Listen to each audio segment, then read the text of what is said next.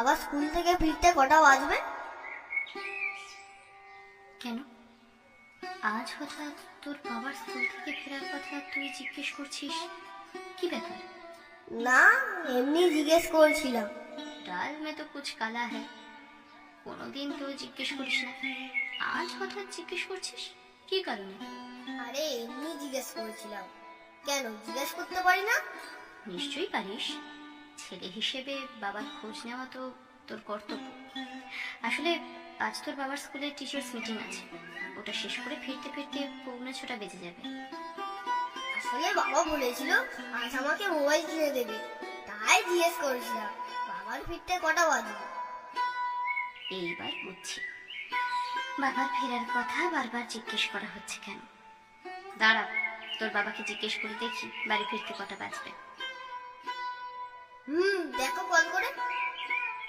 হ্যাঁ গো, তোমার আসতে কটা বাজবে? তুমি নাকি রাহুলকে বলেছো আজ ওকে ফোন কিনে দেবে। ও তো অস্থির হয়ে গেছে তুমি আসছো না বলে। আরে আসছি আসছি, রাস্তায় আছি তো নাকি? কিচ্ছু শোনা যাচ্ছে না দীপা, তুমি ফোনটা রাখো, বাড়ি এসে কথা হবে না হয়। 6টা নাগাদ কলিং বেলটা বাজবে। রাহুল ছুটে গিয়ে দরজাটা খুলে অপর প্রান্তে থাকা মানুষটাকে জড়িয়ে ধরে বলল, বাবা, আমি তো তোমারই অপেক্ষা করছিলাম, এত দেরি করলে যে? তোর মা তোকে বলেনি আজ আমার স্কুলে মিটিং আছে, ফিরতে দেরি হবে? মা তো কিছু বলেনি। এই দেখ আমি তোর জন্য কি এনেছি।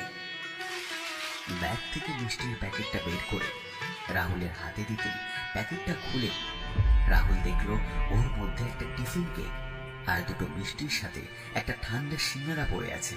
দূর, তুমি তো বলেছিলে আমার জন্য মোবাইল আনবে, সেটা কোথায়? হোম লোনটা পরের মাসে ক্লিয়ার হলেই তখন না হয় মোবাইল কিনে দেবো। ছেলেকে সামান্য একটা মোবাইল কিনে দেওয়ার ক্ষমতা নেই? কেমন বাবা তুমি? মৃত্যু চিটা।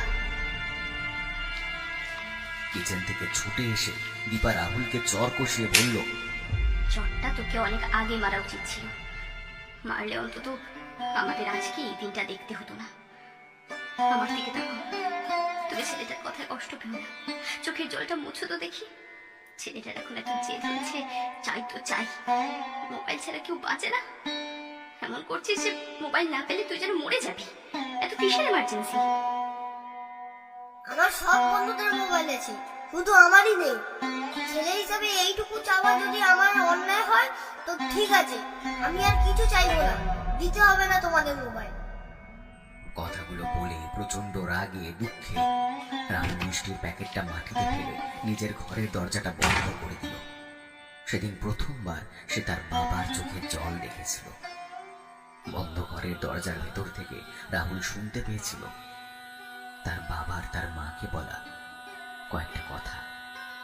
10 মাস 10 দিন গর্ভে একটা অমানুষ বর্বরকে ধরেছিলাম, এটা ভাবতেই আমার ঘেন্না করছে। ছেলেটা এতটা স্বার্থপর হবে আমি ভাবতেও পারিনি। তুমি হাতে করে নিজে না খেয়ে ওর জন্য মিষ্টির প্যাকেটটা আনলে আর সেটা মাটিতে ছুঁড়ে ফেলে দিল। তোমাকে একবার জিজ্ঞেস করলো না যে তুমি খেয়েছো কিনা? রাহুল এখনো ছোট অবুঝ, দীপা কথার মানে না বুঝে বলে ফেলেছে ও। তুমি ওকে বুঝিয়ে বললেই ও ঠিক বুঝতে পারে। তোমার কথাটা মানতে পারলাম না। যে ছেলে এইটুকু বয়স থেকে স্বার্থপর হতে পারে সে বড় হয়ে কি হবে চিন্তা করতে পারছো? চাকরি বাকরি পেলে তো বাবা মাকে বৃদ্ধাশ্রমে ফেলে আসবে। চোখের কোণে এক গ্লাস জল নিয়ে একটু হেসে ইতিহাসের শিক্ষক অয়ন চৌধুরী শুধু 3টি শব্দ প্রয়োগ করে ওনার স্ত্রী দীপাকে বলেছিলেন, হিস্ট্রি রিপিটস ইটসেলফ। মানে ঠিক বুঝলাম না। 3টে শব্দের মানেটা না হয় সময়ের কাছেই জেনে নিও দীপা, সময় সবকিছুর উত্তর। খুব খিদে পেয়েছে দীপা, ওসব বাদ দাও, একটু খেতে দেবে? হাত মুখ ধুয়ে নাও, আমি এক্ষুনি খেতে দিচ্ছি। এর মাঝে পেরিয়ে গেছে অনেকগুলো বছর, পাল্টে গিয়েছে অনেক কিছু। সেই ছোট্ট রাহুল এখন কলেজের প্রফেসর, জীবনে স্ত্রী, মেয়ে আর বিধবা মাকে নিয়ে মোটের উপর সুখেই আছে। এর মধ্যে শুধু সে হারিয়েছে তার জন্মদাতা পিতা অয়ন চৌধুরীকে। এই তো সেদিন রাহুল তার মেয়েকে মেহুলের জন্মদিন উপলক্ষে তাকে আইফোনের বদলে একটা সামান্য হাত ঘড়ি কিনে দেওয়ায় মেহুল রাহুলকে বলল, অত শত আমি জানি না। কথা দিয়ে যখন রাখতেই পারবে না, তাহলে অমন কথা দেওয়ার মানে কি? তুই কি ভুলে গেছিস মেহুল? কিছুদিন আগে আমার অপারেশন হয়েছে, কতগুলো টাকা ওখানে লাগলো। এখন তোর বাপি তোকে আইফোন কিনে দেবে কি করে? আমি জানি না, আমাকে যেমন করে হোক আইফোন কিনে দাও। আমি কোনো এক্সকিউজ শুনতে চাই না। 2 মাস একটু অপেক্ষা কর মা, 2 মাস একটু সামনে নে, তারপর তোকে ঠিক আমি আইফোনটা কিনে দেবো। বাপি, তুমি এত বড় চাকরি করো, এদিকে মেয়েকে সামান্য একটা আইফোন কিনে দিতে পারছো না? কেমন বাবা তুমি? বাবা হবার কোনো যোগ্যতাই তোমার নেই। টেনে একটা থাপ্পড় মারবো তোকে। ভালো স্কুলে পড়ে এসব ভাষা শিখছিস? বাবার সাথে এই ভাষায় কথা বলতে লজ্জা করে না? দাঁড়াও শিল্পা, ওকে মেরো না। এই কথাটা শোনা আমার প্রাপ্য ছিল। এসব এসব কি বলছো তুমি? আমি ঠিকই বলছি শিল্পা। সেদিন রাহুল তার বাবার ওই দার্শনিক মার্কা কথাটার মানে শৈশবে বুঝতে না পারলেও আজ জীবনের অর্ধেকটা বয়স পেরিয়ে সন্তান থেকে বাবা হওয়ার পর, সেদিন তার বাবাকে ওই ভাষায় কথা বলার পর তার বাবার চোখে জল আসার কারণটা বুঝতে পেরে সে ছুটে গেল দেওয়ালে টাঙানো ছবিটার দিকে। একবার তাকাতে ডুকরে কেঁদে উঠল রাহুল। নিজেকে একটু সামলে নিয়ে অশ্রু ভেজা কণ্ঠে রাহুল বলল, আই এম সরি বাবা।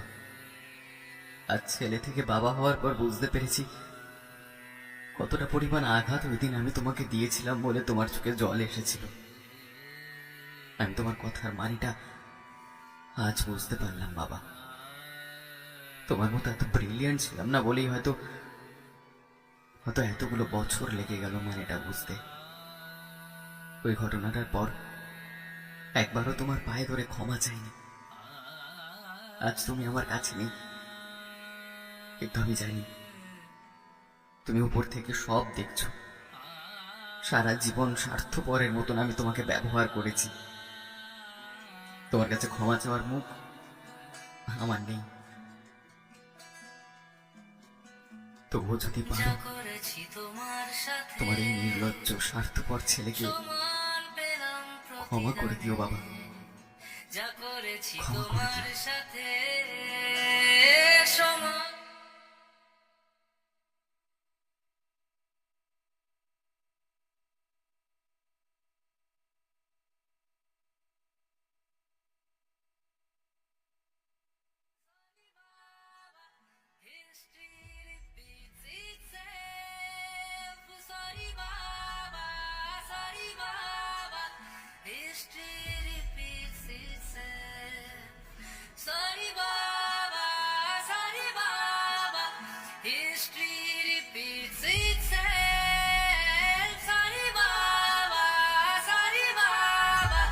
History